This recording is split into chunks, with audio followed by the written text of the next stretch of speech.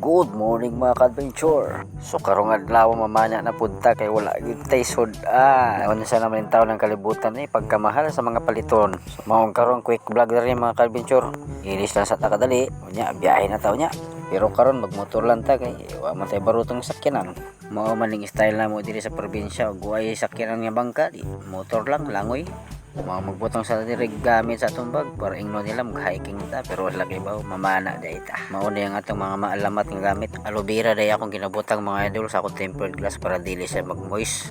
Ambot lang sa inyo kung sa inyo yung ginabutang kanya-kanya man ang tag-diskarte basta ako aloe vera lang. Pero wa man po aloe vera, pwede po mga dahon kanang mga lawayon nga dahon kay para di siya mag-moist. So man tagbutang sa atong mga gamit, kuha na nato atong maalamat nga pana. Ako ra man sa ginabutang sa gilid sa motor niya higtan og guma para di mahulog. Unya kita-kits lang ta mga idol unsay resulta niya kung makasudan magyud ta o dili wala kita makasudan bakal lang sa palengke.